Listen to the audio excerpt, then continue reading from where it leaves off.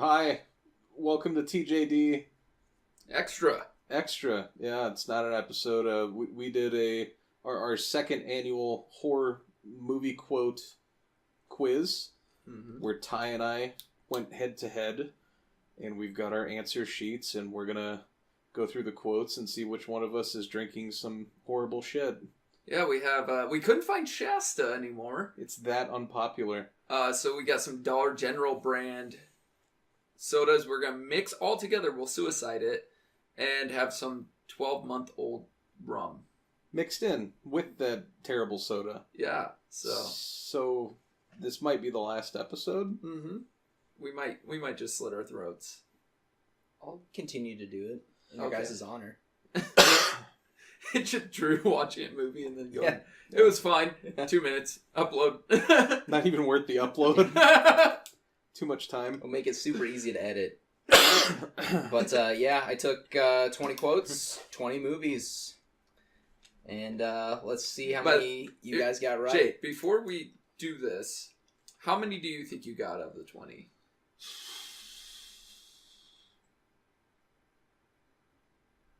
Dead air. Maybe 8 or 9. I'm going to go with 7. Really? Confident 7. All right.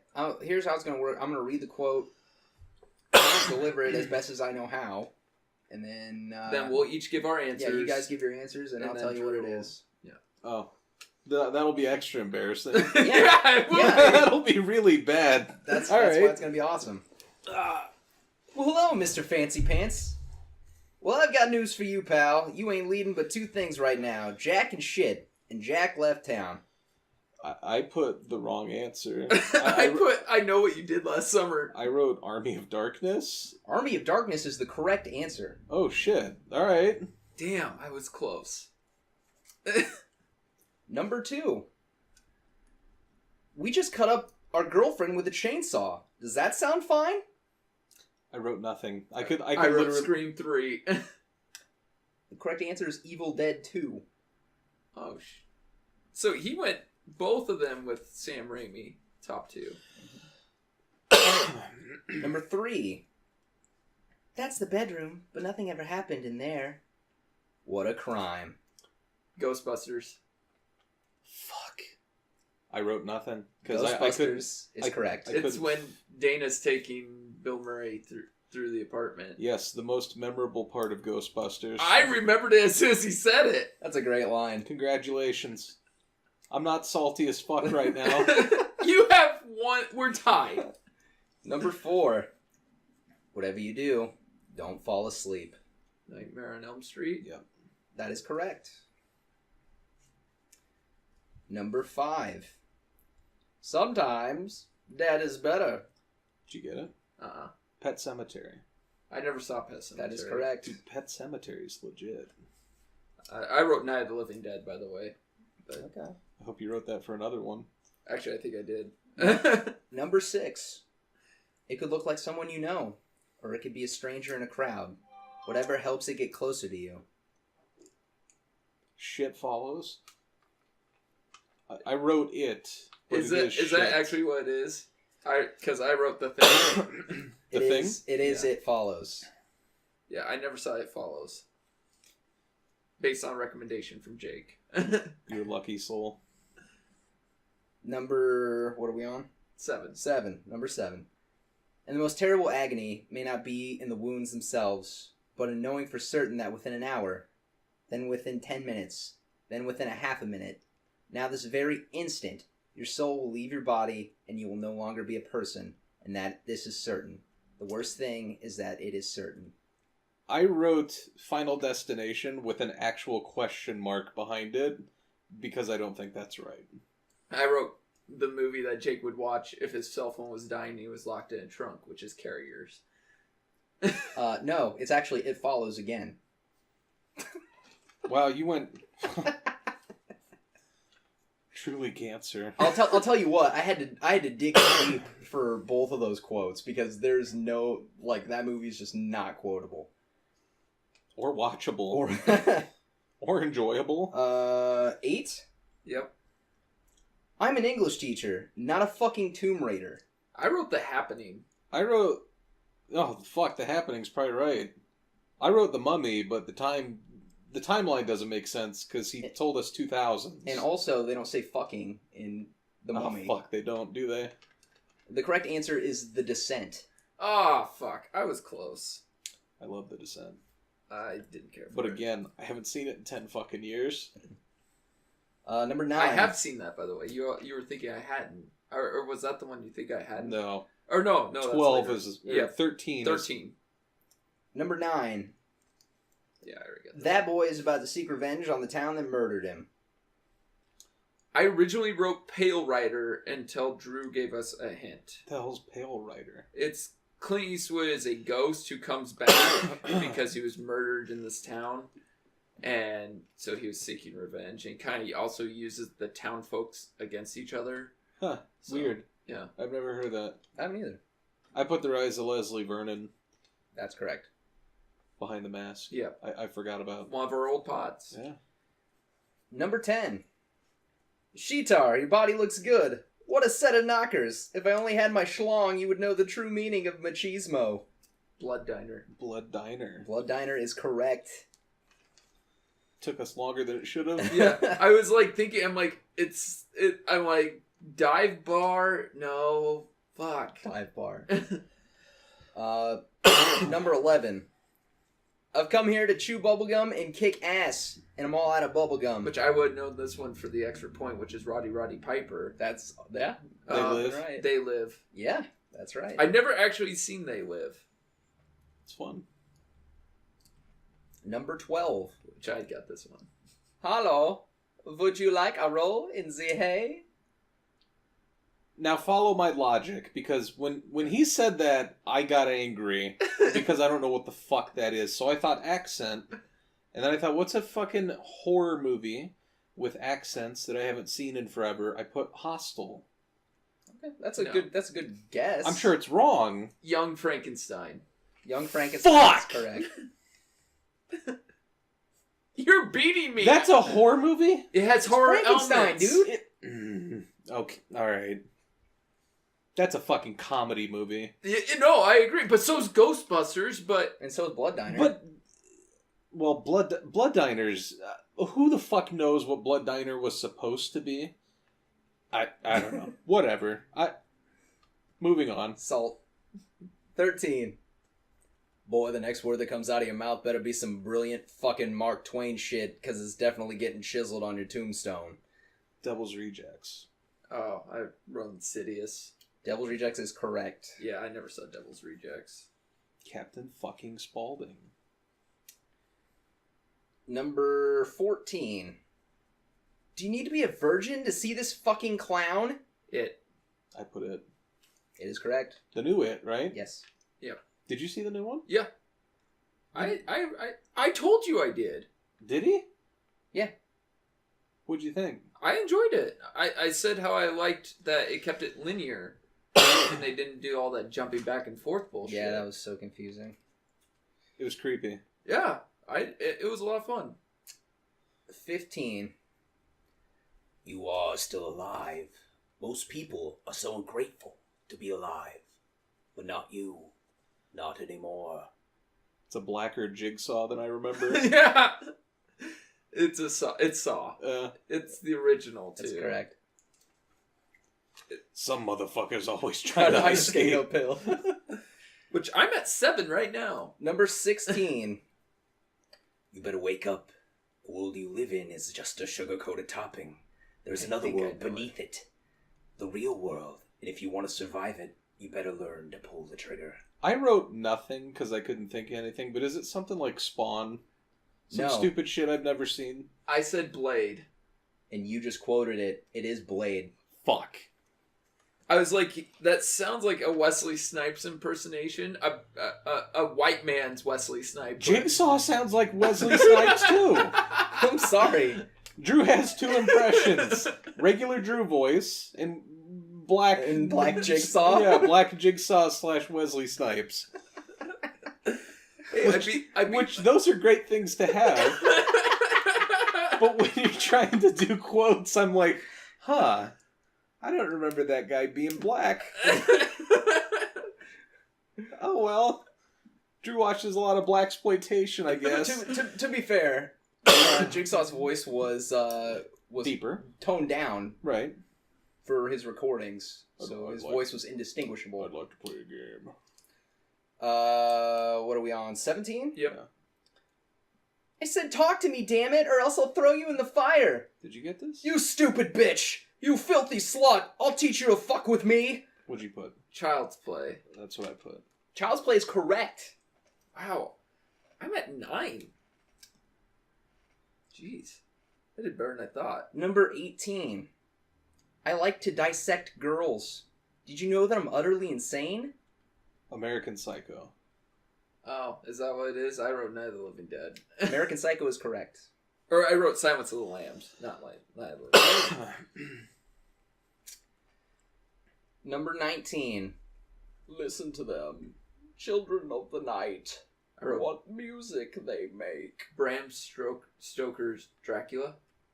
I wrote Lost Boys because I've never seen it and I have no idea.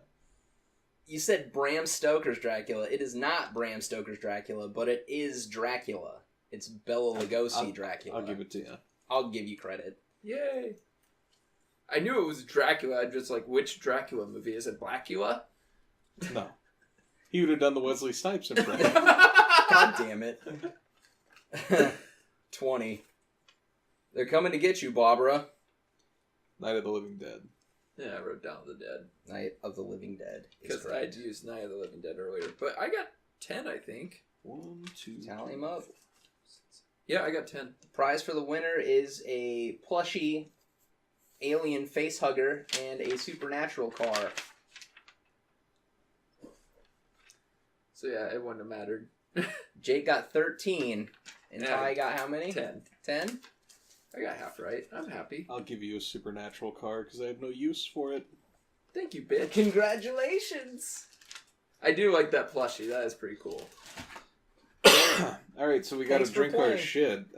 So I have to drink 2.5 of these. And I can't do math. You- 7. So that would be almost 2. 1 3/4? Yeah. We'll call it 2. Alright, let's mix up a concoction. Although I'm not, overly happy about it. Oh boy. Wait, we gotta drink the whole fucking... No. Okay. I will make shots of each. Alright.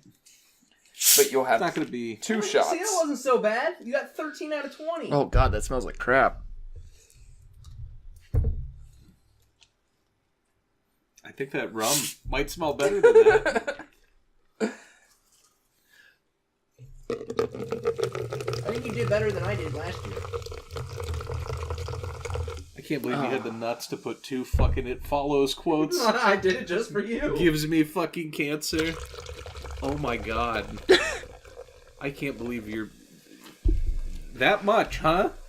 Hey, I'm pretty much at 3, so... Dude, this is gonna be bad. I think I'd rather have Schlevovitz. Don't say that. At least you knew what you were getting with Dude, I Schlevovitz. thought about getting a bottle of Malort.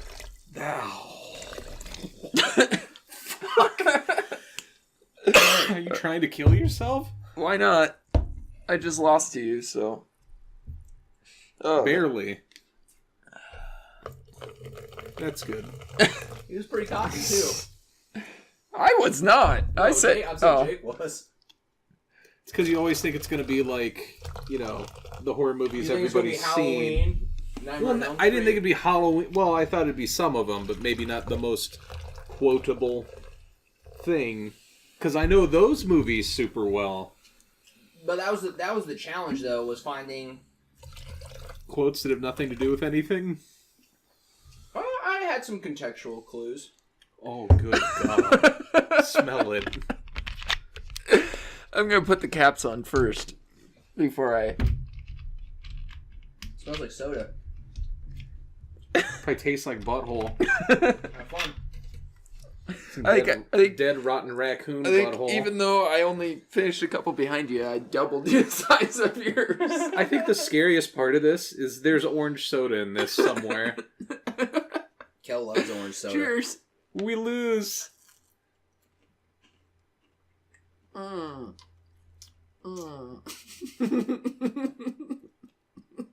That's awful.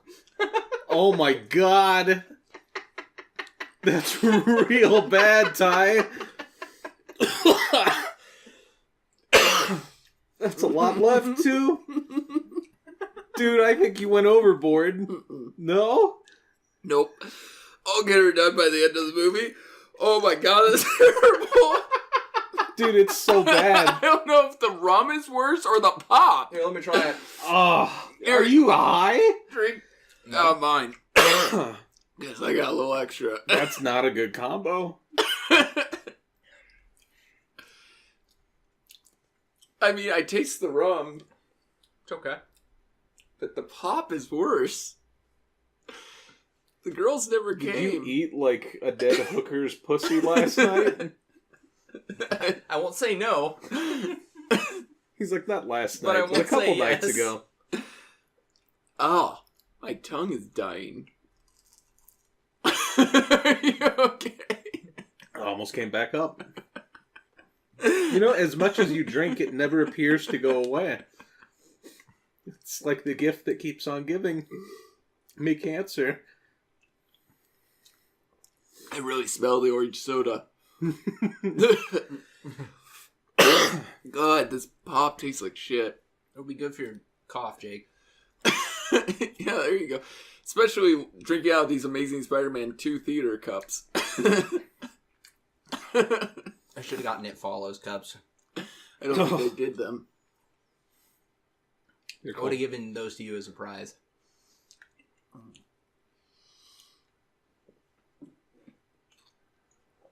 Can we turn off the pod now? Because I don't want to throw up on Mike. You think you might throw up? No. Oh, that'd be pod gold. You know, it feels bad going down. But? There's no but. There's no but. It just feels bad going down. down. The only but is in the actual drink. Oh, Are you done? no, I still have shit to go. Damn, this is a dope version.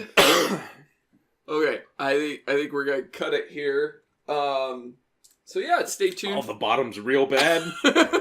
Oh my god. Just wait. Wait till you get down there. Because all the liquor sinks to the bottom. Yeah. Oh, Not good rum either. this is bad. No, the rum's bad. The whole fucking thing's bad. You want more? No. Is that what you said? I want death. Maybe that's why I brewed. Yeah. All right.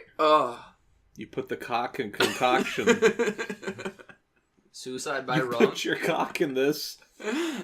You didn't see. All right. Stay tuned for the TJD pod on The Exorcist, and thank you for going through this with us.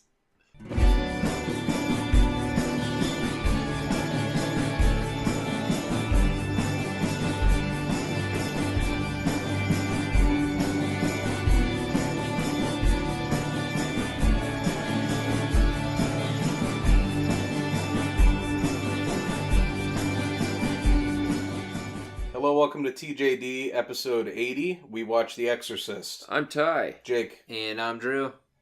Yes, The Exorcist, the 1973 film from Warner Brothers, based on a book by William Peter Blatty, Yep. starring Ellen Burstyn, Max von Sydow, and Linda Blair. Jake, this was your pick. You want to go into it? For those who somehow don't know what this film is about. Never heard of or seen it. The Exorcist is the story of how do we word it? An actress's daughter is possessed by a demon, and the movie's about her trying to figure out if it's a demon, going to various doctors trying to figure out what is causing her daughter to act this way. And you have Father Karras, who kind of gets pulled in. He's a priest as well as a psychologist. And he's trying to figure out, is she crazy? Is there a demon? Or what's happening? And that's pretty much it. A lot of fucked up shit happens. It's not the most uplifting movie. But depending on your outlook, maybe? I don't think it's a happy movie. No, not really. But you could argue maybe the ending was happy. I wouldn't say happy, but it's hopeful. Kind of. Yeah. I always thought it was kind of hopeful too. I would say happy. No, not at all. But I would say hopeful. Yeah, oddly.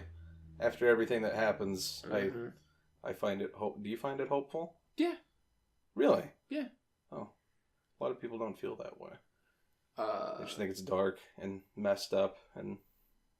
Well, I mean, at the end, like, in all actuality, like, when she gets rid of the demon or whatever it is, she has a new look on life, or she has a new shot at life. Right.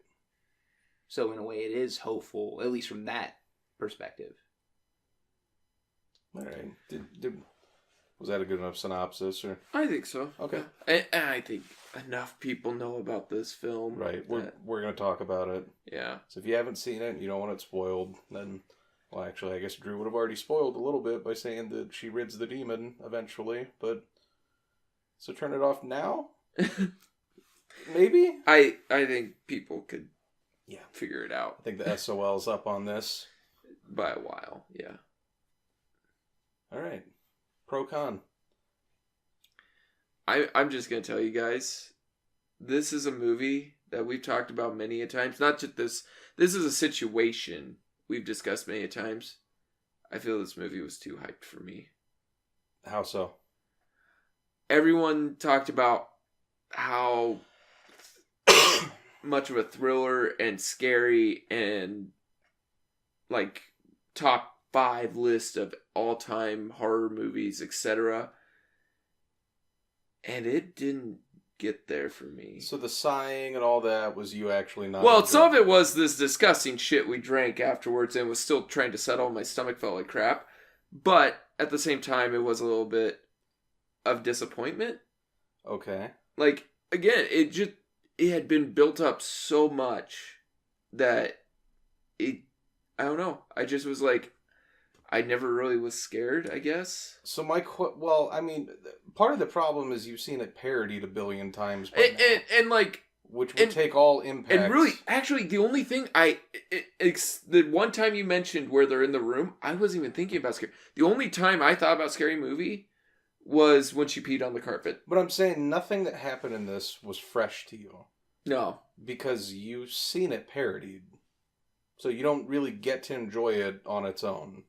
Because, Simpsons have done it, I'm sure. It's not a pure experience. Right. In a vacuum, you don't think you would have enjoyed it. In a vacuum, had I never heard about anything, of course I think I would have enjoyed this more, but You aren't in a vacuum. Yeah. Right. And that's real life. The issue. Right. And, like, nothing...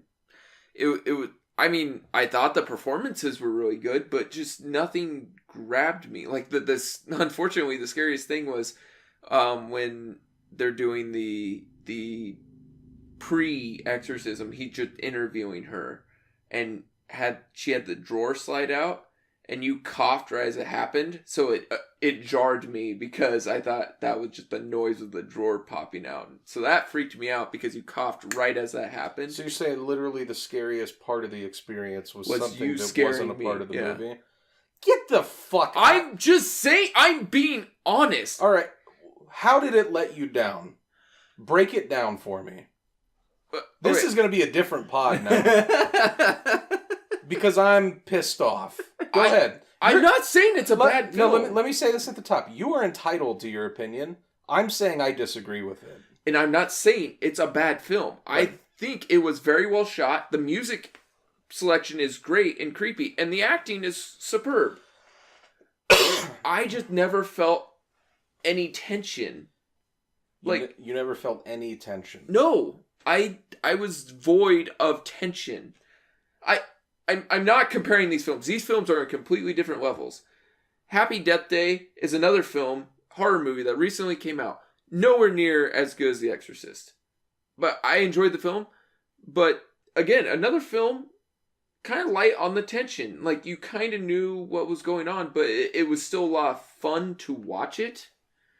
This film, for as hyped as it was to me, and to anyone, that they say, oh, it's so scary, it's, look at all these effects and all this, and they're great practical effects. I mean, it's amazing what they were able to do in 73 with the head turning and the the bed shaking and all that to try and build suspense. And some of it's just been too hyped that I kind of felt everything was coming, and I just was like, that it just, knowing the ending of a movie before you see it, it's Wait, like, you never told me you knew no, the I ending. didn't know the ending. I was like, oh, that ended unexpectedly, but I wasn't tension filled. It just was like, oh, that kind of came out of left field. I did not see that coming. But so there was shock, but I like watching an Insidious movie or any other type of exorcism film. There's that tension that builds because you're like,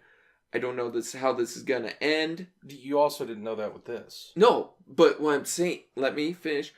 You don't know how it's gonna end, but at the same time, it keeps that creepy level factor. Because we talked about, what film was it?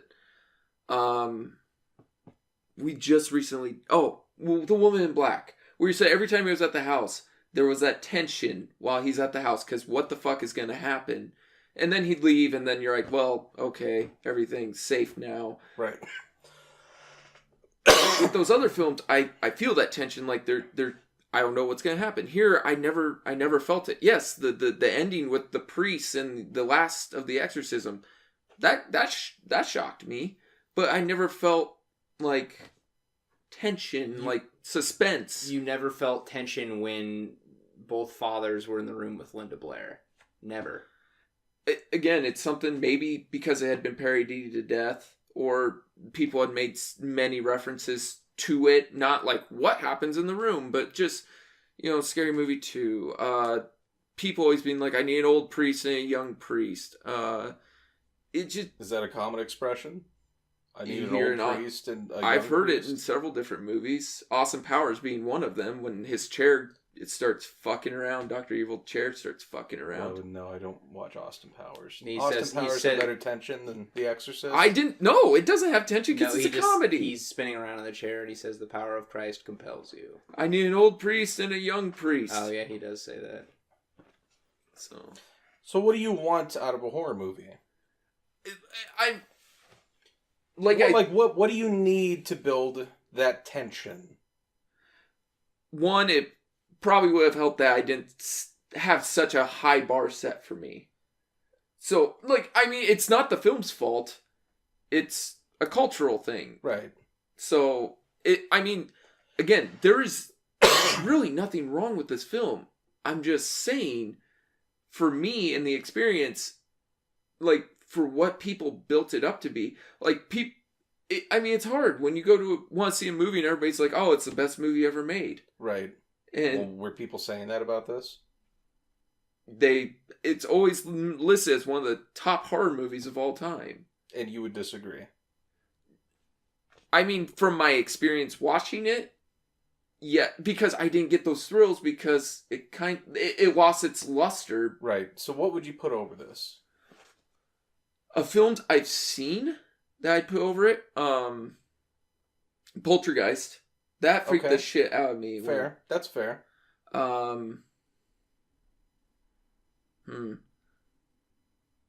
Shit. House of Wax. No, I'm kidding. The remake with Paris Hilton. Careful. Yes. Even the original. Careful. I'd say the original Halloween. Okay. I saw that when I was 12. Freaked me the fuck out. All right. I never saw any of the Friday...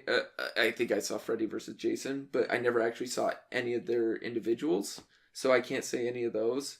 I'm just trying to go through quick horror movies. The original does not hold up. The original what? Nightmare. Friday the 13th. Or Friday the 13th. Doesn't hold up. Nah. To what? I don't. It just like the. I don't. That's a different pod. You both have disappointed the fuck out of me. It's a different pod. But those are two I can think of off top. Psycho, the original Psycho. You put the original Psycho over this. It creeped me the fuck out. I was like, what the hell is going on? Yeah. I didn't have it spoiled. Like, I didn't have it set at such a bar when I saw it that... Because Psycho to me is what you're talking about. Where everybody hyped it up and I watched it and I was like, yeah, it was good. But it wasn't mind-blowing. But see, when I saw it, it hadn't been hyped. I just watched a movie on and I was like, damn. So my question to you would be, all the hype around it, what were you expecting it to be? I was expecting... Not necessarily jump scares, but more... You're not going to get a jump scare in 70. And see, I didn't know that. But, I don't know, like, you guys specifically talked about Mr. Howdy. Captain Howdy? Or Captain Howdy, whatever. I mean, yeah, you see him, but I rarely got a true full glimpse. Like, I thought he'd be, like, sitting in the corner, like, just all of a sudden this face pops out of, like, the closet. And you're like, what the fuck is that? No, it's cut in, like the dick in Fight Club.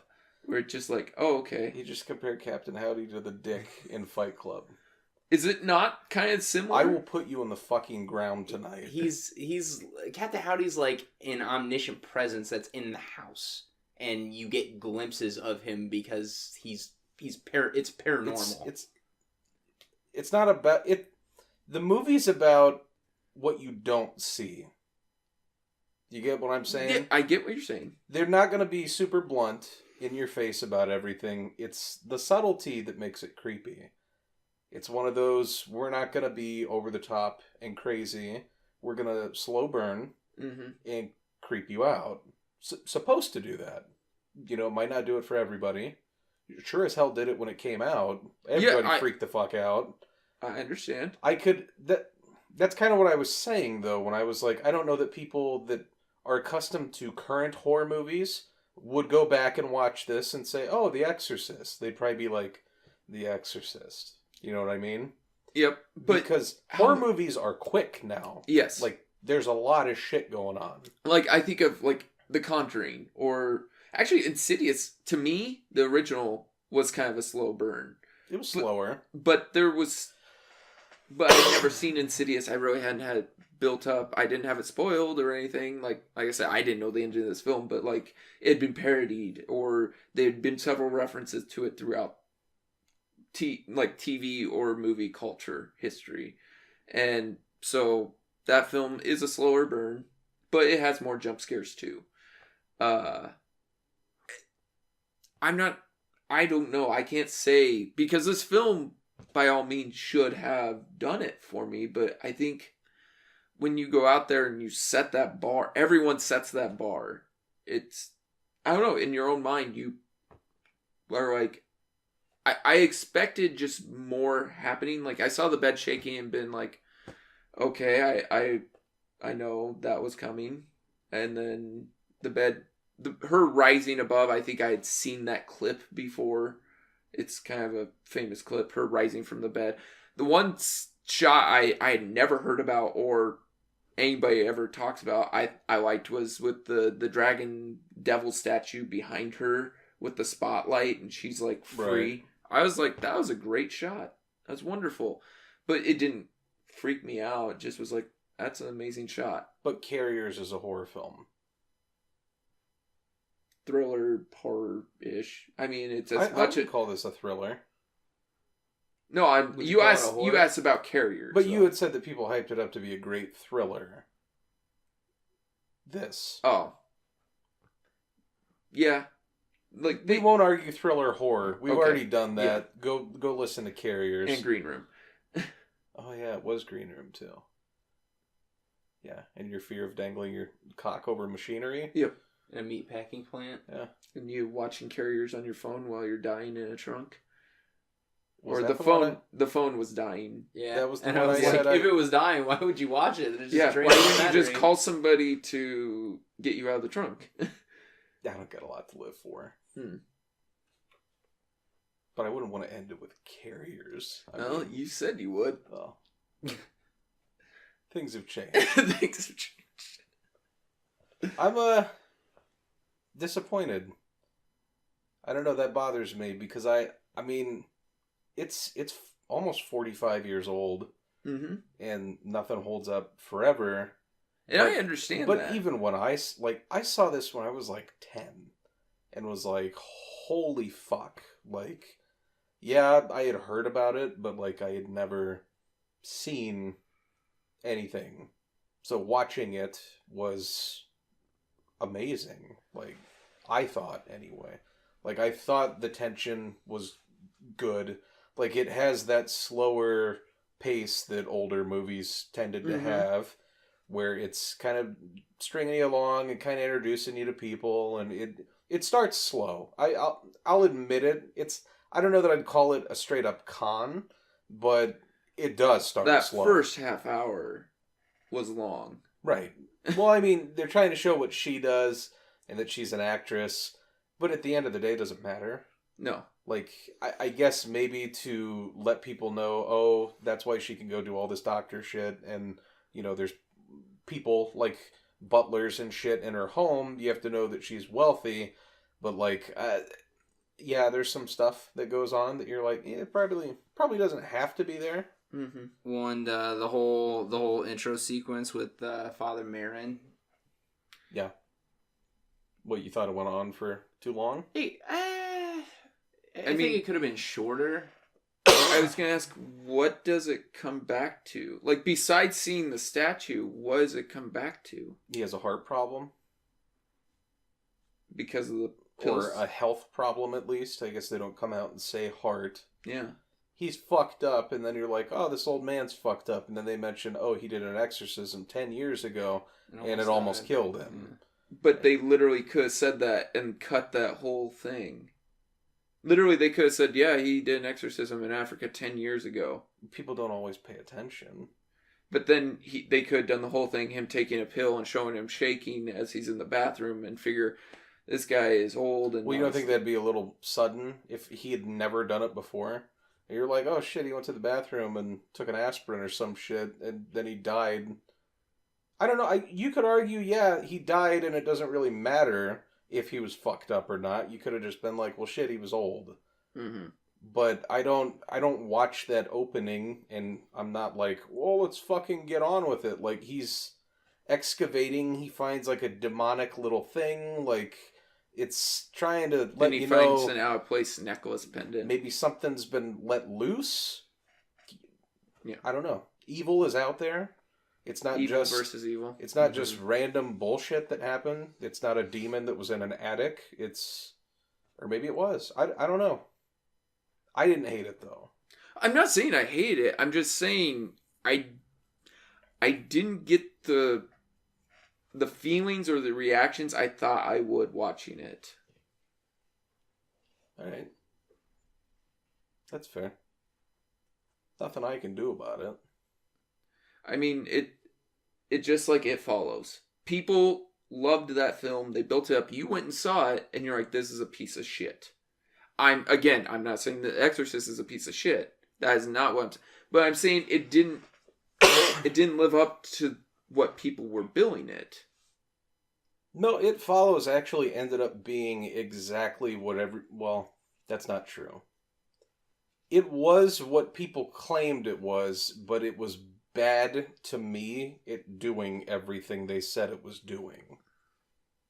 Like trying to deliver a message, and the message was bullshit. The movie was bullshit. To me. I fucking hated it. I thought it was garbage. You had nice cinematography.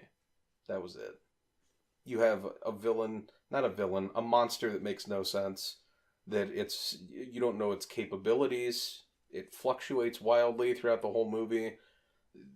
The characters aren't likable. Most of them aren't existent. They're just background bullshit people with quirky, stupid toys, like a shell phone. This isn't the It Follows pod. No. But I brought it up, but yeah. I'm just saying, like, there's been stuff that's been said or mentioned or built up before, and people are just like, yeah, okay. Like, they watch it and they're like, okay. So you think it was overhyped? I wouldn't say it was overhyped. I think I think overhyped is the wrong term. Nosferatu? What about it? You've seen it. Yeah. See, I haven't. That's another movie that was overhyped. If you watched Nosferatu today, is it going to give you the same feelings that it gave you in, 1920 or whenever the fuck that came out? Not necessarily, no. But it being a movie that was made, I want to say it was made in the 20s. You could put yourself back there and be like, fuck, that's pretty cool. Slashers weren't a thing. Difference with Nosferatu is the only thing I know about Nosferatu is what the guy looks like. I have no idea what the story is, what goes on. With The Exorcist, yeah, I didn't know how it ended, but seeing the scene with, or at least part of the scene parodied with the fathers, every Exorcist film before this I'd seen kind of did the same thing with the, hey, we gotta make sure we get the okay from the church. Are they exhibiting these type of behaviors? We're gonna record this type of thing. Like, I think also somewhat to my detriment is I have seen other exorcism films, and that's on me. What have you seen that you think they did better? Those other exorcism films? Right. Well, like, you'd put Emily Rose over this? I wouldn't put, not cinematography wise, but I will say that film gave me more chills than this one did. Well, this makes me sad. Could be a product of, the time. And that's what I think a lot of people who aren't familiar with this film would empathize with. I still think it holds up, though. The problem is it would have to be... You'd almost have to show it to someone that doesn't really know about it. Mm-hmm. And it's probably getting around that time where people aren't... I mean, you think younger crowds are running out to watch The Exorcist? Maybe around Halloween. Like if you're a movie person, or Halloween, I guess, yeah. But, I mean, I get what you're saying. I don't know. It's personal bias, probably, because of when I saw it and how high, I regard it. Mm-hmm. And I know people don't like it. And I've heard people think it's funny, actually, but I don't think it's a funny movie at all. No, there's nothing. Why? Because Linda Blair's out there saying your mother sucks cocks in hell. Because it's funny to hate on stuff. I don't know. As I say, there was nothing like I found where I was like, that was stupid or anything like that. I think, well, here's the other thing I like about it. I think Karras is the best part of the movie. Like, his whole thing with his mom, and, like, it's not even really about Linda Blair. For me, it's about Father Karras. Yeah. And his kind of arc. And, like, he fucking sacrifices himself. Like, and there's a part in the beginning where he's like, I think I've lost my faith. You're like, this dude's going through shit. Mm-hmm. So for him to be like, basically, here's a situation where we're going to confirm, like, there's something going on. Angels, demons, that's a thing. And we need you to help because you are, like, the only person around that knows what the fuck to do. And you're going through a lot of shit right now. Your mom just fucking died. And now we're going to have an asshole demon in here cracking jokes about how your mom is blowing people in hell. Like, that's an interesting part of the movie for me. Like, that's my favorite part. And that was a part like, you asked how much I knew about this, and I think I knew a little bit. I knew more about Max von Sydow's part because I saw Exorcist at the beginning where they literally lay out his life before this. So I knew about him. So, in his character. But I didn't know anything about the second priest. I literally thought it was more about Max von Sydow. And so that took me by surprise. So I don't think we've given one official pro or con. Pro, Ellen Burstyn. Yeah. I would say the acting as a whole. I thought Linda Blair was great. Yeah. For a kid? For a kid, she knocked it out of the park, man. She got the Oscar nom for this, but she technically they wish they would have pulled it. Why? Because she didn't actually do the voice acting. And that's like one of the things is you can't be nominated for not actually doing the full like work. and but now we can nominate Andy Serkis, even though he's literally not even in the movie. Yeah. But I'm not saying it was not right. saying Andy Serkis doesn't deserve any fucking nomination, because Andy Serkis is fucking great. But I'm saying over time, sometimes we realize, oh, these are stupid, that we wouldn't give an award for that. She got nominated, then it came out she didn't do the voice work. Yeah. And so then that's why she didn't win, they say. But the lady that did the voice had to do a bunch of crazy shit to get it to sound that way. Like, because I don't think they altered it. I think... Yeah. Holy shit. Like, let me look it up. They didn't alter it? I don't think so. Like, I think she drank, like, raw eggs and, like, a bunch of shit to make her voice real fucked up. Oh, my God. Yeah, just, hold on. Talk about something real quick.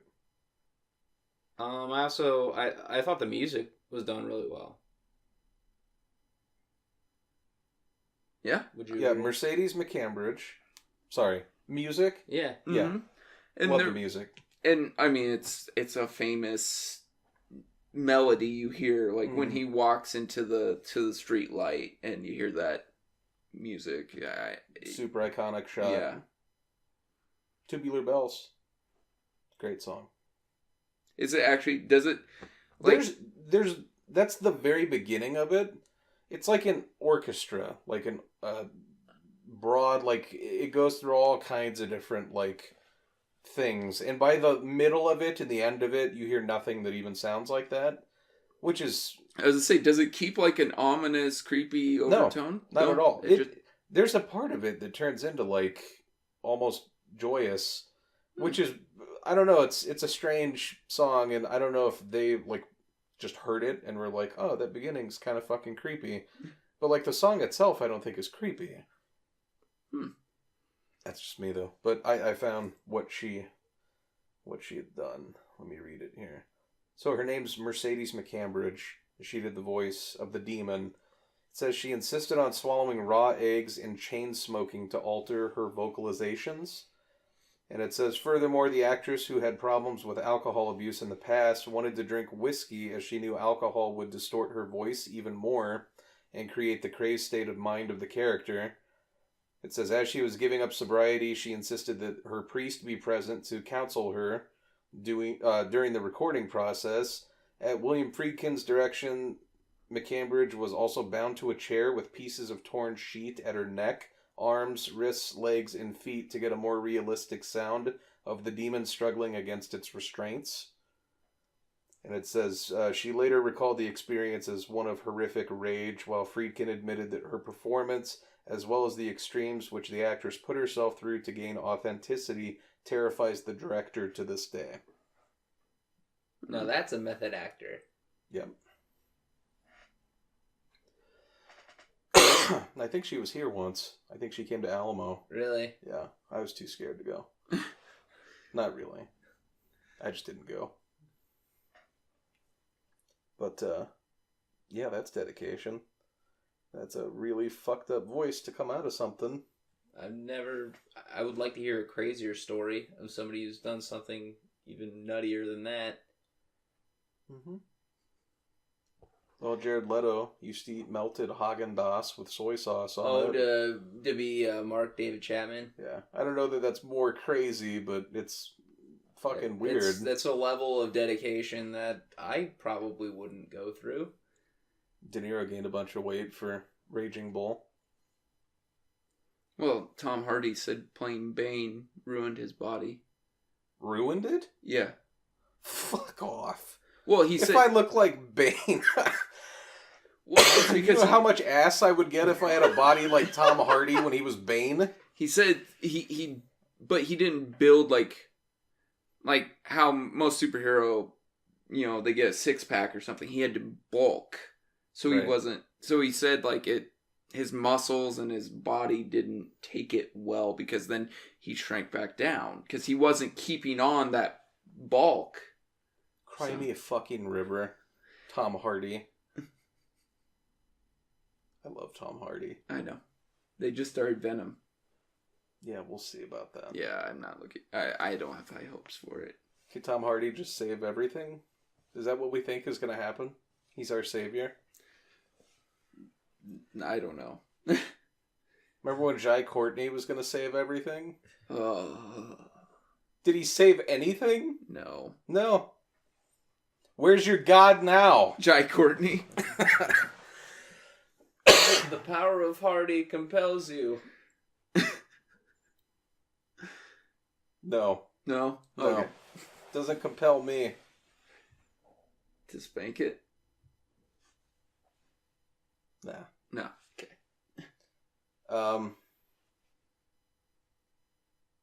I was gonna say pro. It's creepy, but you would disagree, which is fair. Yeah. I'd call it a pro. I would agree with you. I think it's disturbing. I think the scene where he goes over, like the lady looking over the house or whatever, has the father come over to show that her stomach says "help me," is like one of the creepiest things ever. Like genuinely fucking disturbing. I kind of wondered what was going on. I was like, what's happening there? Didn't do it for you. No. This I was motherfucker's hard to like, please. again though, I was like, that's interesting. At first I just was like, That's interesting. I was like, is her hand reaching through? Like, what is causing it to bubble up? But like originally that's what I thought it was going to be, was like a hand. a hand or like a mouth or something, like trying to break through. Like, did you ever see Constantine? You mean the movie that was made over 30 years later? Yeah. Yeah. Okay. And at the end, when the devil, the Antichrist, is trying to break through Rachel Weisz's stomach, and you see the hand and the claws and all that trying to break through. That's what I was expecting. That's not a horror movie, though. No, I'm just saying that's the effect I thought was going to happen. 1973. Do you need me to read you movies that came out in 73 so you're like, oh fuck, we didn't have anything back then? No, I'm good. Are you? Because I think Smokey and Bandit was around that time too. There you go. But again, that wasn't a movie I expect anything like that out of. I didn't know what they were gonna do. I just was like confused because I just see the little bubbles and then, oh, it spells help me. Like, oh, No, okay. it just says help me. It's just the soul of a young girl trapped in a fucking demon. Yeah. It's interesting, he says. Maybe you have the well, you sick fuck. Mm. God damn you. Just make out already. I've turned him off. Yeah. Yeah. So flaccid right now. You and Drew can go hate bang. So the woman in black, you think is scarier than this? Again, I think they're two different levels. I want to hear you But say it. there are parts that made me jump more in Woman in Black. The woman in black is scarier than the I Exorcist. didn't say that. I said there are parts in Woman in Black that did more for me. You talk as if nothing fazed you in this movie. Again, You said me coughing was the scariest part of this movie. yeah. So you can't go, there's parts of the woman in black that I would think are scarier. Overall, I don't think The Woman in Black, though, is a better film. Okay. It had moments where it scared me, and they were mainly jump scares. Or just Why does it stuff. have to be a jump scare, though? I'm not saying it has to be a jump scare. But it's things they built up, and then all of a sudden, like, they just throw something in there. Like, I don't think it's a jump scare when the chair's rocking, then all of a sudden her body's there. It's just like, oh shit, they set that up. Like, okay. That caught me off guard a little bit. Because you hadn't seen anything like that yet. Or when her face appears right behind him in the window. It's like, I don't consider that a jump scare. That because was totally a jump scare. to me, it was like, oh. Anything that happens like this to get a reaction is a fucking jump scare. If it's a sound effect, if it's a visual cue, it's a jump scare. Totally. And movies now rely so heavily on it that there's like no, like what you're talking about. There isn't tension anymore. It's just sitting there waiting for the next auditory thing or visual thing to jump out and fucking startle you. But it isn't fear. Do we want to argue about fear again? What's fear and what's, what was it? What was the argument? Fear and, I don't remember a fear argument. No, we argued fear. No. I don't even remember. I was going to say, I don't remember arguing fear. Fear and horror. I thought because it was you horror consider... and thriller. Because... No, I don't think it was that. I don't remember the word fear ever being thrown around. I don't fucking remember. I don't even remember our arguments anymore. No. Too many of them. Actually, not that many. No, actually, we usually... Just memorable. Yeah. He's so blind with rage right now. Yeah, I don't even know where to... Like, this pod's probably awful. This movie, though, like, I'm not joking when I say that I've had to defend it before. Because people are just like, yeah, it's boring. It didn't do anything. Like, but you have to understand what it did for horror. Like, it opened the gates. Like, okay, you can do fucked up shit. Religion's not off, like, you know, that's not out of bounds. I mean, it probably opened it for The Omen. Yeah, definitely. Yeah. But it's just, it's a different time. You know what I mean? Mm-hmm. And, well, it doesn't help that pop culture literally killed the movie. Like, everybody knew about it. It was a huge fucking thing. I don't even know what to compare it to. I don't know. I can't think of anything that was like not Casablanca. Titanic. Citizen Kane? Yes. They fucking, Rosebud. Yeah, everybody fucking knows. So when you watch Citizen Kane and it gets to the end and you're like, okay, Rosebud. But the thing about Citizen Kane is there's like a bunch of shit that goes on, but you know, like, the punch. And when you know the punch, it takes all the wind out of the sail. As I say, A Christmas Story. I had heard so much about A Christmas Story before I ever got a chance to see it. By the time I watched it, I was like, I don't give a fuck about this. Right. You don't. You can't have that kid. You'll shoot your eye out. It's like the tongue to the pole. It's like, fuck. I don't care. I think Ralphie can't move. Oh, it's funny. It's not Ralphie. Or whatever his brother is. It's not his brother either. Yeah, it is. No. His brother's in the coat. Yeah, it was his brother. He's not the one that had his tongue. No, I said he can't move. He's a big winter coat and he can't move. Yeah. So you think people ruin things? Is that just what it is? We've mentioned that before. It's just in human nature that when we see something that has any kind of impact on us, we can't stop ourselves from ruining it. No, because it gives you, I don't know, satisfaction. It triggers the dopamine in your brain. It's like, hee, I did something. Like when we thought of Frailty, we always talked about it, but we tried not to say anything because we didn't want to build up Drew. If you would have known what McConaughey was for that movie, it would have taken so much out of it. That movie would not have had the same impact, nor would I have given it the score that I gave it. But the problem is you can't avoid it. Like, you can, but it's really fucking hard. But see, like, a movie like Frailty, which flew totally under the radar. And you had to be a special type of person to seek it out and watch it. Yeah, Frailty wasn't this was a juggernaut. Yeah, and that's why it makes it difficult. But then that's why to me, I don't know. The bar is the ceiling. And it's like top 5 horror movie of all time. So I expect to go in and feel like fear, like terror, tension. Like, I get it's a slow build. I get all that. And the ending did take me by surprise. I was like, wow, I did not see that coming. Mm-hmm. But I don't know. I just didn't ever, there wasn't anything that made me go, oh shit. Like, Different kinds of horror too. Mm-hmm. Like your slashers, your psychological horror, your body horror. Slasher is usually my least favorite. Like I'm definitely not a torture porn person. Right. Like Hostel. Halloween's a slasher though. Yeah. Which is weird because it doesn't feel. No, it slow builds as well. At least the original does, because but it's got tension like a motherfucker. Mm-hmm. But Poltergeist is the same way. Like when you think things are safe, shit goes wrong quick. I think the key to getting that tension feeling is you can't know what's coming. Mm-hmm. And I think that's what you were robbed of.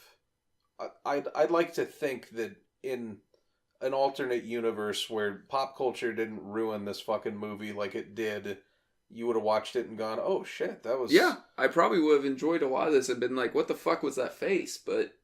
Well, that's a PSA. Stop talking about fucking movies as we ruin this movie for everyone. It's hard, though. You get excited, and you want to share that... You know, you want other people to feel that feeling. Like, I don't know, when we showed you Frailty, like, when he picked it, I was excited. But you have to remember that if you keep building up that feeling that you have, it's gonna take that away from you. Yeah. So, I try just to shut the fuck up. Like, I'd rather go in blind, which is all I asked you. I was like, what do you know about the father? And you're like, not really anything, but I didn't tell you anything else. I was just kind of like trying to gauge how much of this had been ruined. And I was a little bit worried when you're like, I already know this, this, this, and this. I was like, fuck, he knows a lot about it. Like, that's most of the fucking movie. But I was like, he did say he's never seen it, though, so I'll pick it anyway. Now you can say you've watched the whole thing. I literally had, besides snippets, I had, like, her, and some of it is, how much of it did I just see, like, either parodied or I just kind of put it in there. Like, I had seen the part where she goes, what a wonderful day for an exorcism. Right. I had heard that and seen that. And I was like, okay, I saw that small part. Saw the part where she had raised herself off the bed. Had you seen the crucifix part? With her stabbing herself? No. I didn't even know that was in the film. Shocking? I was going to say, that is one shocking part where I was like, oh, fuck. And then she grabbed her mom and was like... Rubbed her face and her crotch? I guess... fucked. Yeah, that was. So I'll take that. Yeah, that was one part that got... Like, I didn't go, holy shit. I was just like, okay. Did not see that. Captain Howdy didn't do it for you. No, Captain Howdy did not do it for me. The red-faced Darth Maul demon Insidious did it more for me than Captain Howdy. Yeah, no. But it is kind of the same thing. Yeah. That is what they were going for with that, I think. I think that's what James Wan looked at. I'm going to date myself here. Back in the day, Flash games, remember those? Yeah. There used to be a Where's Waldo that you used to, so they have this picture, and they play like little carnival music, because I think it's a carnival setting, and you get real close to the screen looking for Waldo. Spoiler alert, he's not even in the fucking picture. And nothing happens, but I think they flash the Captain Howdy face, and it scares the living Christ out of you. As I said, there used to be one, it was like a car commercial, like people would send it in their email. And that thing sits up? Yeah. Isn't that thing from Lord of the Rings, though? I could not tell you. I think it is. But the way they edited it, it was fucking creepy, because it comes out of, like, the blackness of, like, the frame, and you're like, what the fuck? And it just screams, and you're like, what the fuck? Yeah. I miss those. What'd they call those? Screamers? I don't know. I just remember getting it once and being like, what the fuck? Damn it. Like and after time, like you'd know that that's what they were, because the music was really soft. Yeah, it would start getting quiet. And so you're like, what the fuck? So you turn it up, and then by the time the scare comes, you're like, holy shit! One of the best ones, it wasn't even scary, but the motherfucker got me so good that I couldn't even be mad about it. I was probably a sophomore in high school. I had a computer in my room. I was on newgrounds.com, I think. And what it was is they were like, what'd they say? It was like leaked Lindsay Lohan sex tape or something. This was peak Lohan. So I was like, holy fuck, if this is real. And it was voted really high, which I should have known that the Newgrounds community. And it said you had to turn the volume really high because the audio was super quiet. And it was like a still shot of her, and she looked like pretty good. But, like, it told you, like, you had to turn the speakers up. So I turned my fucking speakers all the way up. And there's, like, I can hear, like, they did, like, rustling or something. So you hear, like, static. And you're like, wow, it's really quiet. And the loudest fucking voice ever just goes, I like gay porn! And I remember my mom goes, what the fuck? And she, like, walks down the hall and she goes, what are you doing? And she goes, did you yell that? I'm like, no. And your, like, face is completely red because you're like, well, I thought I was going to see tits, but I guess I'm just going to I like gay porn, I guess. I'm just going to get exposed for... Yeah. Did you pull up some gay porn while you're at it? Yeah. Yeah, that was the most awkward part, is I had to explain to my mom, no, I don't actually like gay porn, that just happened to be up on the monitor as well. No, that was... I'm discovering myself right now, mother. That was top 5 most embarrassing things that I think ever happened to me. Oh my gosh. But, like, it's one of those, the next day, I was like, that shit was pretty good. Props to that guy. Because who knows what family he fucked up with that. Marriages were lost. It was... some husband walks in on his wife. And he's like, wait, what? Like, honey, I was just checking out this Lindsay Lohan sex tape. Oh, shit. It's a travesty we never got that sex tape. And I wouldn't want it now. I was like, do you want it? I mean... I'd rather watch Hulk Hogan get back into some action. Or she's got one with Randy Quaid. Oh, no. Allegedly. Allegedly.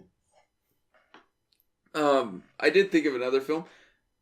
Not that it's better, but it did it more for me. And this was definitely one, it was because of when I saw it. And that was the original Saw. And all the, like, what the fuck's gonna happen? How are they gonna get out of this bathroom? And then for that ending, that cap off was like, what the fuck did I just watch? So, I don't know. It was also something I'd never seen before. So I think that's why it more did it for me. Right. Well, I mean, the fact of the game's changed. Yeah. Like, it happens to every genre. Like, an action movie today is way different than an action movie in the 70s. Yeah. Or even the 80s. Or fuck, even the 90s. Mm-hmm. Like, the budgets have exploded. Like, you have shit like, I don't know, Marvel. Like, that has... They'll spend $100 million like nothing. Right. Whereas back in the day, if it was $100 million, you were like, holy fuck, there's either star-studded cast or some crazy shit. But Mm-hmm. I don't know. It's changed. I don't like what's happened to horror. No, and I complain about, like, Happy Death Day is more of a comedy than it is a horror film. Like, Right. it has horror elements to it and some supernaturalness to it, but it's more of a comedy. And I enjoyed it, but... And a lot of it is recycled shit. Like, I've seen all the Insidiouses, and they each do something different, but I'm like, it's pretty much the same thing. Right. But I know what I'm getting. But like all the new remakes with Nightmare or Freddy, anything Freddy or Jason or Michael haven't been good in my opinion. Michael's coming back. I heard that, but Jamie Lee Curtis, too. Danny McBride's helming it. So we'll see. I mean, I wanted to see the new Alien Covenant movie, but I didn't see Prometheus either. I didn't see Prometheus and I saw Covenant. Did you have any fucking idea what was happening? I had some semblance of it. I think they kind of explain it. So, but you don't really know the characters or anything like that. But Right. You don't know who David is or what he's doing on the ship? Nah. Yeah, that'd be rough. I still enjoyed it. Mm-hmm. Yeah, I don't know. I feel like we didn't cover The Exorcist that well, but I also think we kind of did. Mm-hmm. Like, we didn't really cover the nitty-gritty of it. Like, I don't know, practical effects I thought were good. Yeah. Yeah. But Like, we also just had to have a discussion about the film. Like, that's what we do, is we have discussion about the film, and we discuss what worked for one person and what may have failed the other person. Right. So it might give people a better overall, but in terms of details nitty-gritty. about the movie, like, oh, I really like this thing. We didn't. I really... was very surprised by the depth that the young priest's story goes. Yeah. I had no clue he was that involved in it. I was like, oh shit, this... Do you think he rediscovers his faith? I think so. I think so as well. I mean, You that... have to. If I saw that, I'd be like, that's proof.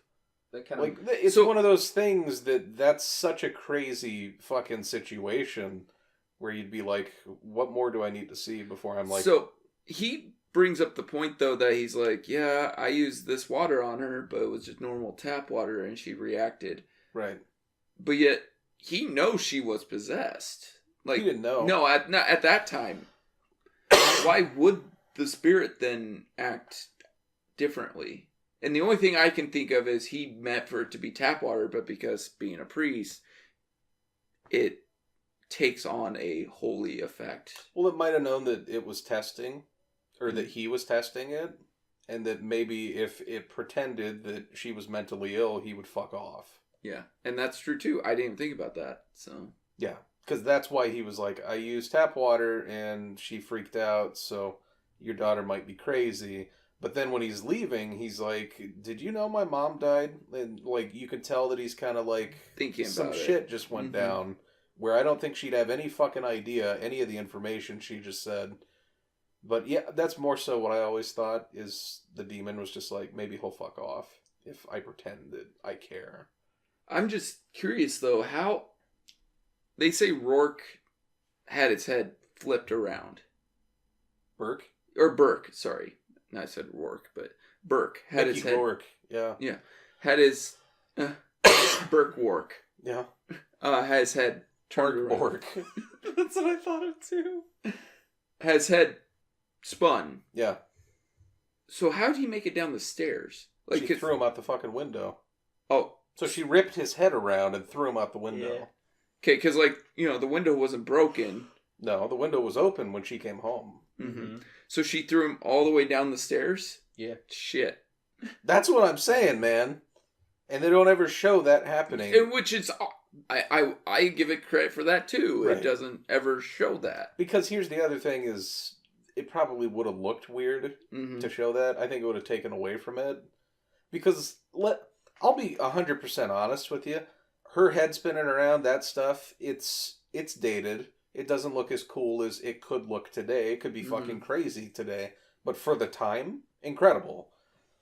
But if they were to go way too over the top with stuff like that, I don't think this movie would be held in as high regard. Ebert even came out. I read, he said he can't believe this film didn't get an R rating, let alone an X. This movie got an R rating. Or he couldn't believe it got an R. He thought it should be higher? Yeah. Because of all the cursing, the blood, the violence, the puking, the crucifix scene. Right. Cunt, cocksucker, like, motherfucker, like, it probably wasn't as common as it is now. Yeah. And even now, certain groups would think that's way too crude. Oh, I bet the Westboroughs, this is probably on their hate list. Westboro Baptist Church? Yeah.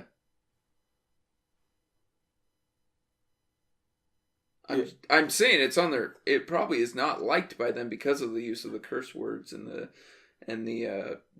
They probably feel it's a slight on God. Well, who gives a fuck what they like? I'm just saying there are. They don't like. I know. Dead soldiers or gay people or anything really. No. So fuck their shining endorsement. Mm-hmm. You mean you don't go to movies based on the Westboro Baptist Church rating scale? No, not really. I guess I'm the only one. If it were up to them, you probably wouldn't watch very many movies.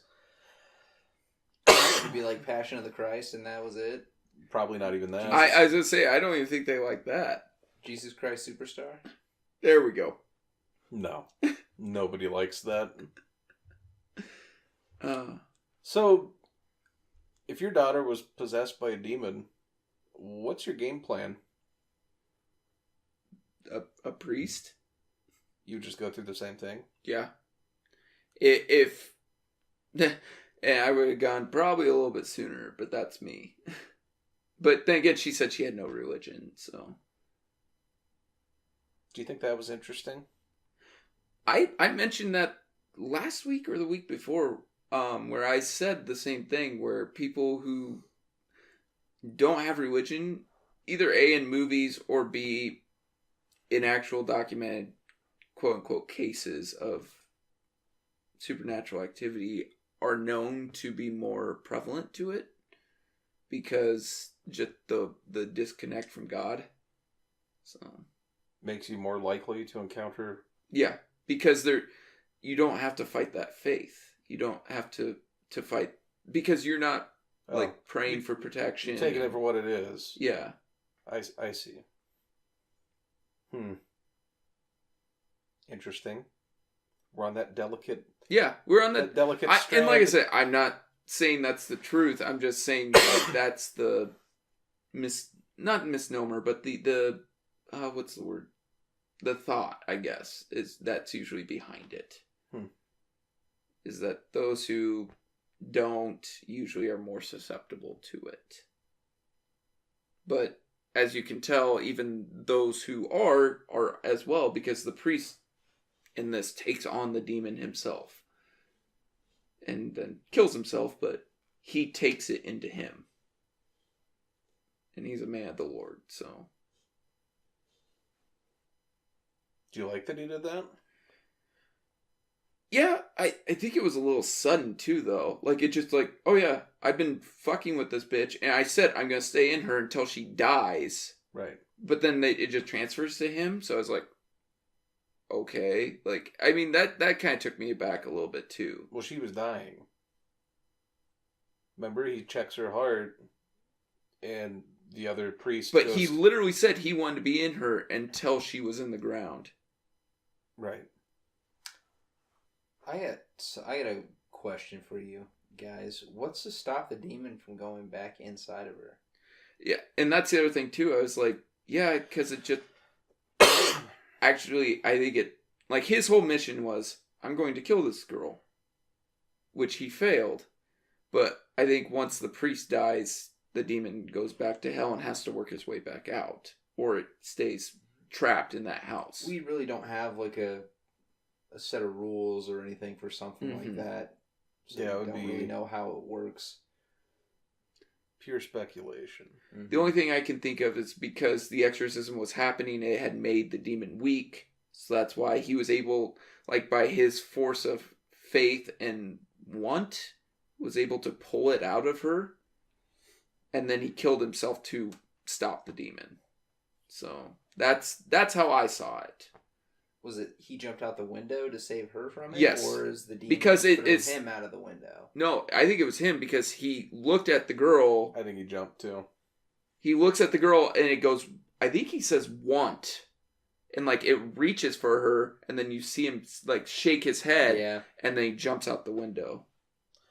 So like once they die, they go back to wherever they come from. I think it's what they're setting. Unless they're exorcised, then they go back to where they come from as well. But I like that line of thought. Like I like if that's truly the way it was intended, which I'm pretty sure it was, then it was well done, I think. I think he pulls it out of her because you see it like splice where it's him with half a demon possession makeup, and then it shows from his point of view reaching for her because it wants back in her. So, but then he shakes his head and he's clear again, and then he jumps out the window. So.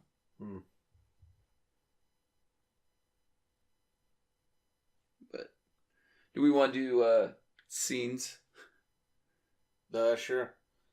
My favorite scene is when the younger girl is there looking over the house or whatever, and she calls Father Karras to come down in the middle of the night, and he shows up and goes up into the room, and you're like, where's this going? Like, I have no idea what the fuck this is, because she's not screaming or freaking out or anything, and the girl kind of pulls the sheets off Reagan and undoes her little, like, bed shirt or whatever, and just shows like her stomach, and you're like, okay, and you're like, what is going on? And they kind of just have a flashlight on it, and you see lettering kind of vaguely, and then it forms and plays some kind of creepy music, and it just says help me.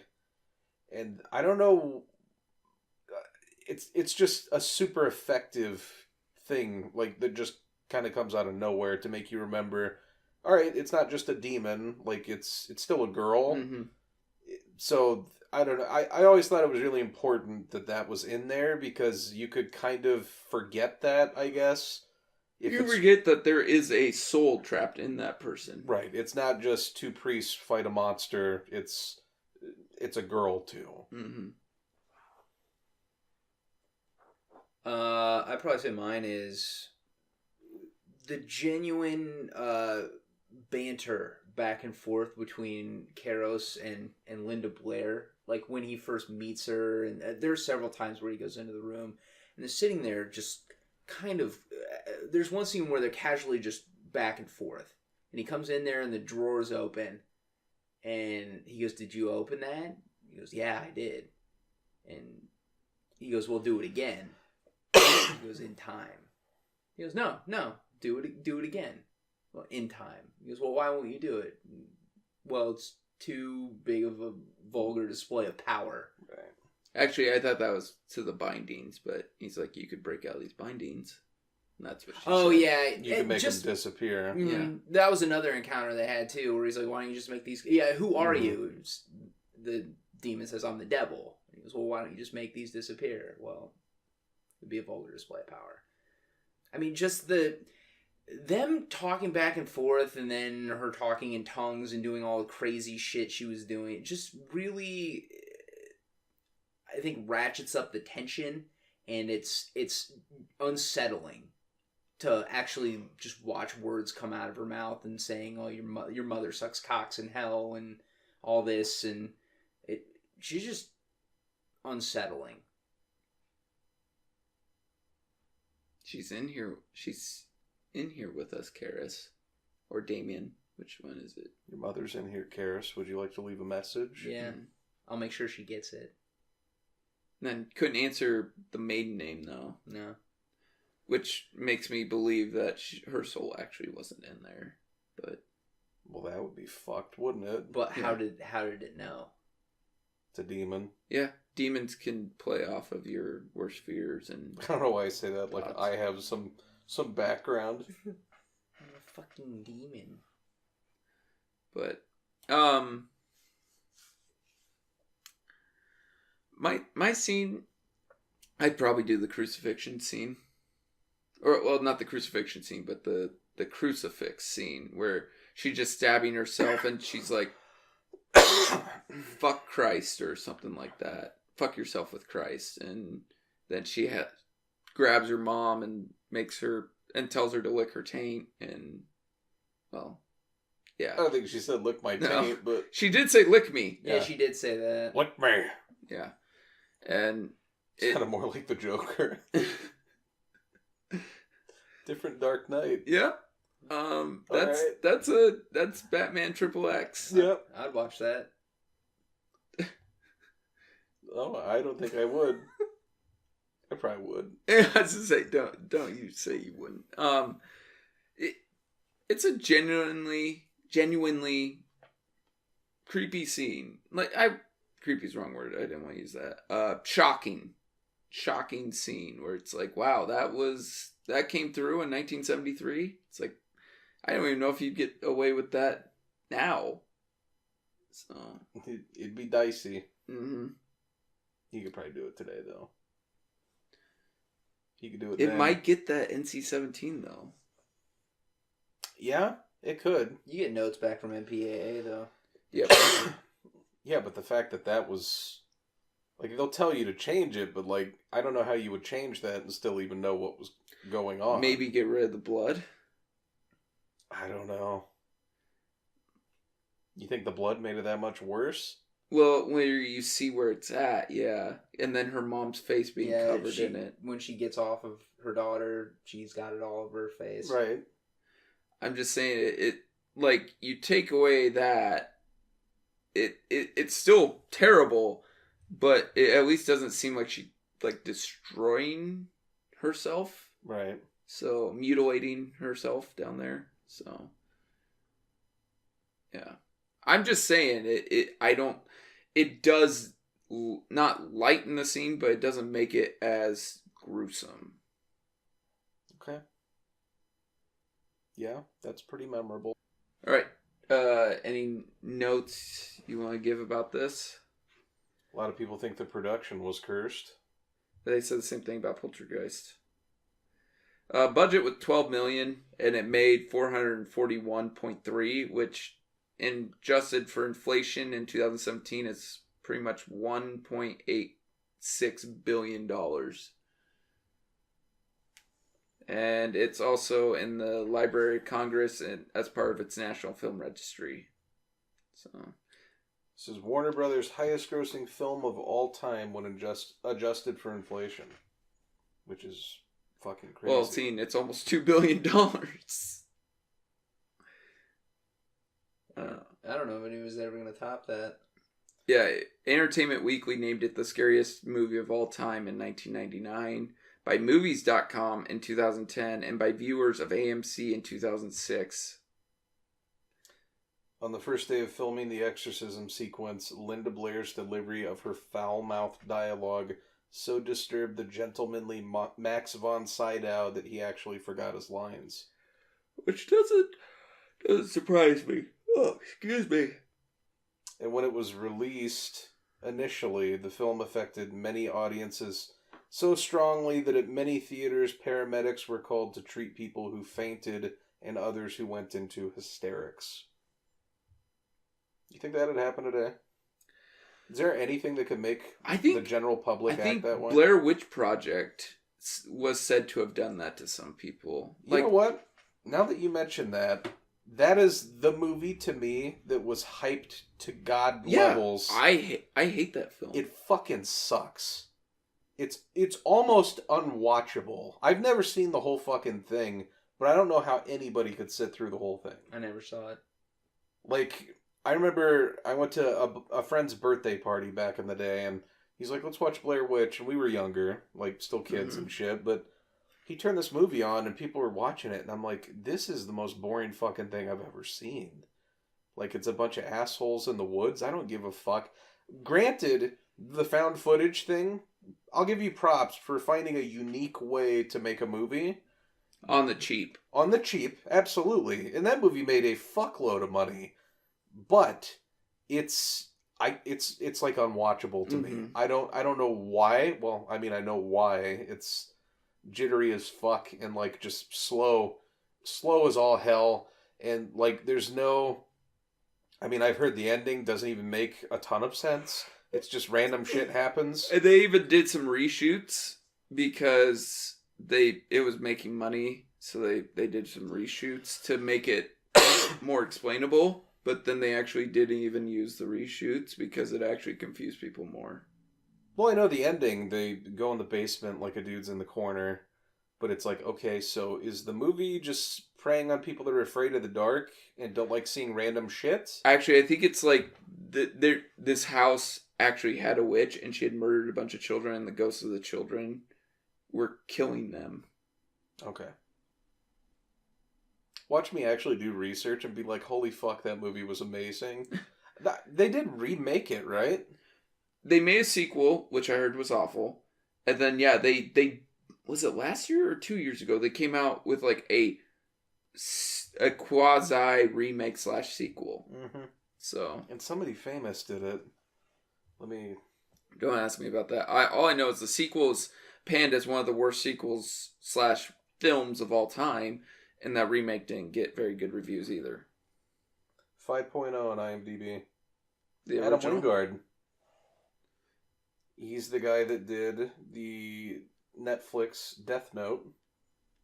He did The Guest. You're Next.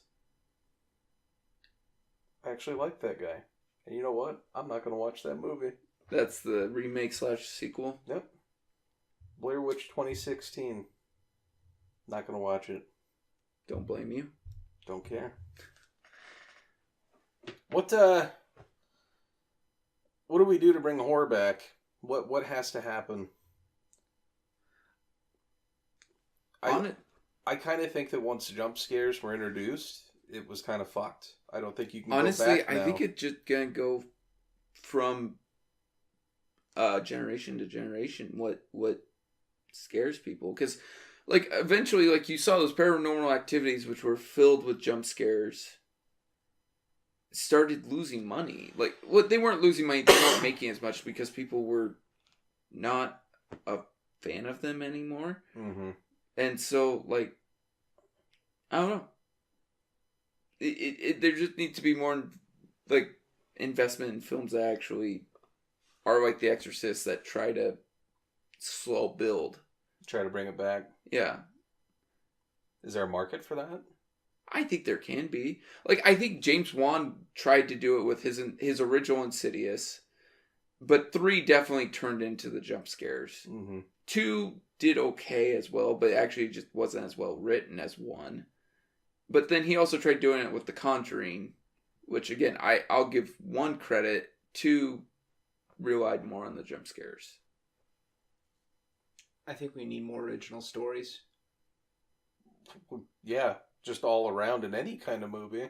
And I think the problem with today in Hollywood, I mean, Hollywood's always been this way, but once we get an original story that works and people love it and regard it and hold it near and dear to their hearts as something they've grown up and they're used to seeing with a genre like horror, the studios will take it and just duplicate it into oblivion until they just kill the genre.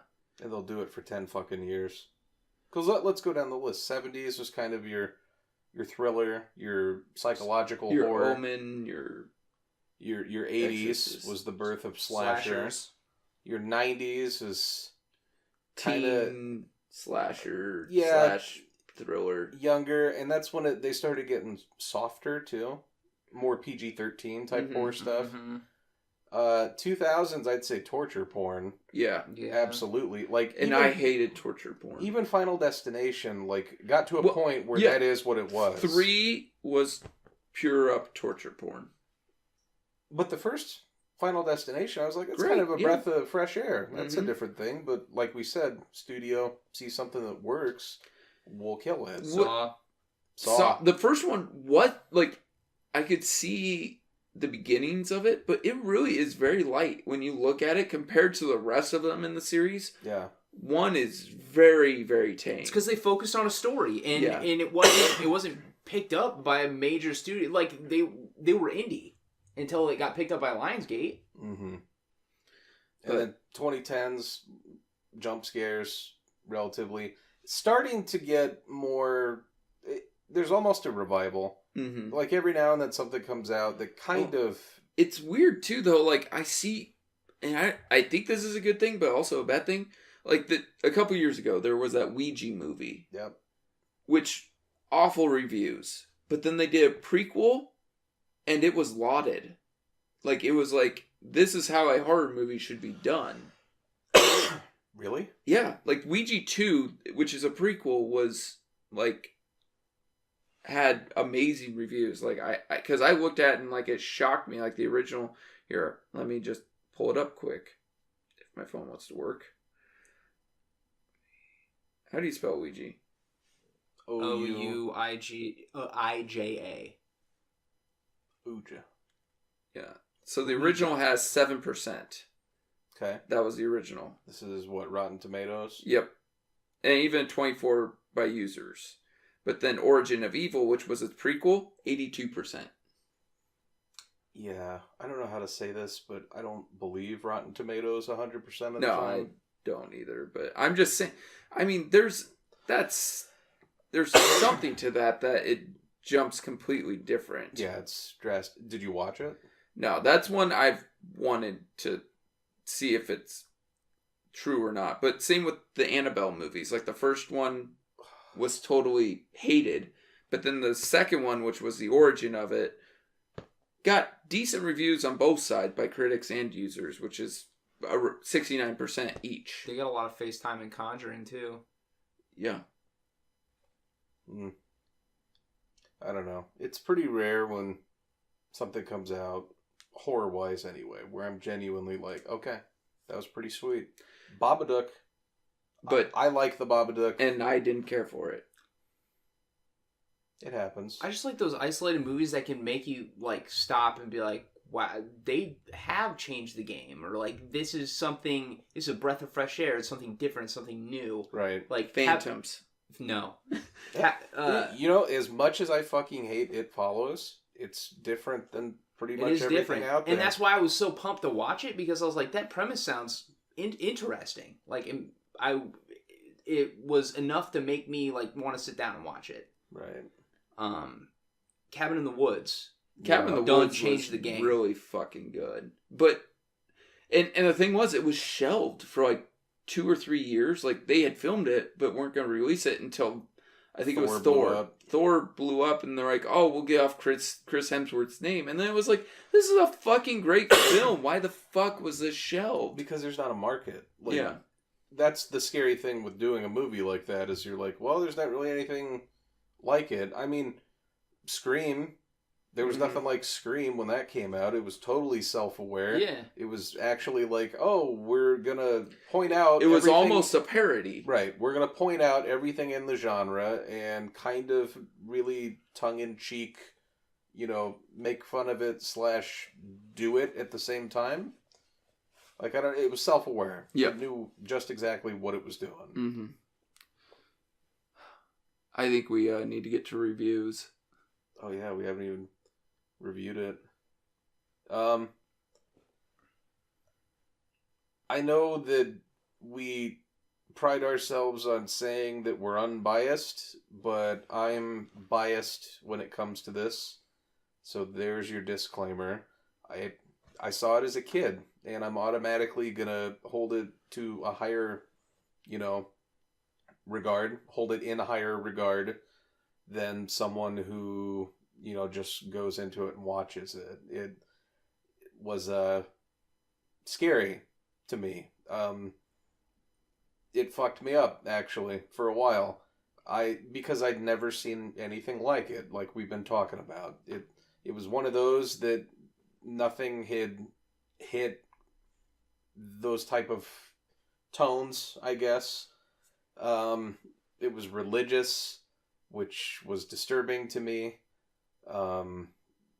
It's just a good movie. Like, I don't know. I'm at a loss as to how to describe it. I think the acting's great. I think it is a slow burn, but it just, I don't know. It's a classic. Awful review. Truly one of the worst I think I've ever done, but I don't know.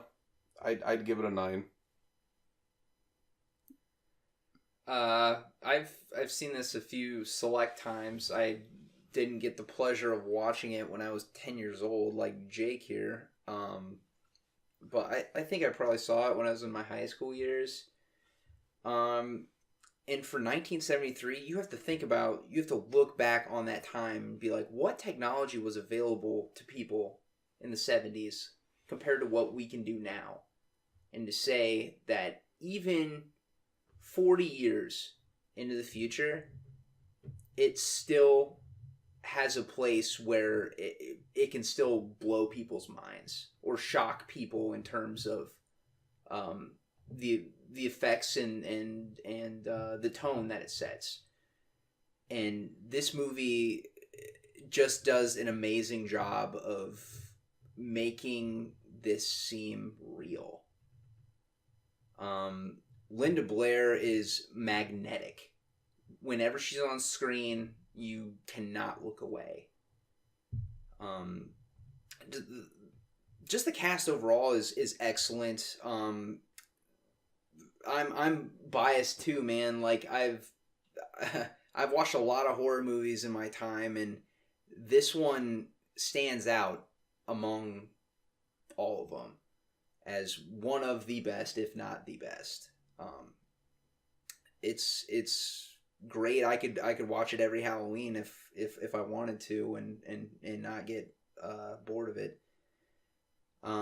Instead of going into more long-winded responses where I give you ums and ahs and all that other shit, I'd give it a 9.4. Yeah, this was my first time watching it fully.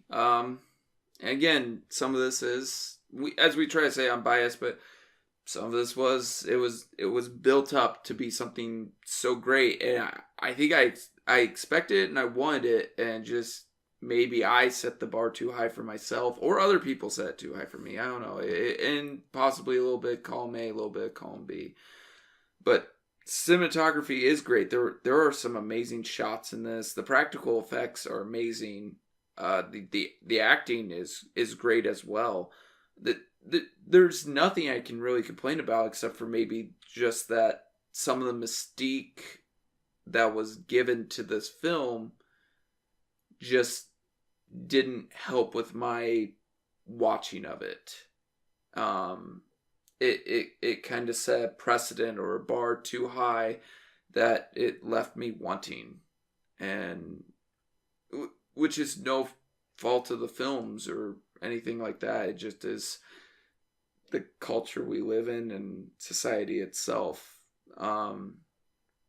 And on me personally. So, still a great film. Would highly recommend anyone to watch.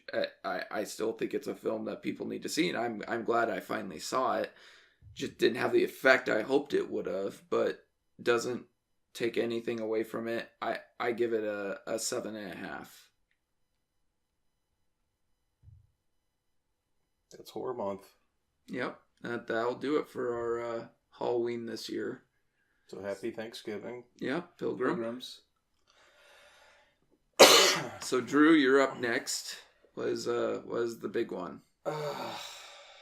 There was one. I was listening to one of the pods today, and there was one that you had said that you hadn't seen, and I don't remember off the top of my head what it was. I'm gonna have to go back and listen to it again, but I don't know. I'll find something. I don't have any ideas right now. That's fair. I feel emotionally drained. Do you? I feel alright. Yeah. I'm tired, but it's late. We also drank some horrific shit. Yeah, that didn't help. Just to get the demon out of you. Dr. Topper is not good. You know, no, it's not. And I didn't know it existed until literally right before I ingested I literally could not find Shasta. What does that tell you about Shasta? That it's shit. Yeah. See, we wouldn't lie. Well, we might. We might. But we didn't lie. No, Shasta's in regards to that. Or it would be around. Mm-hmm. It'd be more easily attainable. Yeah. All right. Yep. So I think that'll do it. Like, share, subscribe, Facebook, Twitter, Libsyn, email, tjdmoviereviews@gmail.com. Instagram. We have Instagram? No. I was like, what the fuck? I'm just letting them know that's a website. Oh, okay. They could go there, but they won't find us. Because there's no pictures of us. Pornhub? That's a website as well. You think I could upload this to Pornhub? I think Yeah. people would be really disappointed. Maybe not. I think they would probably think it's like an Exorcist porn parody.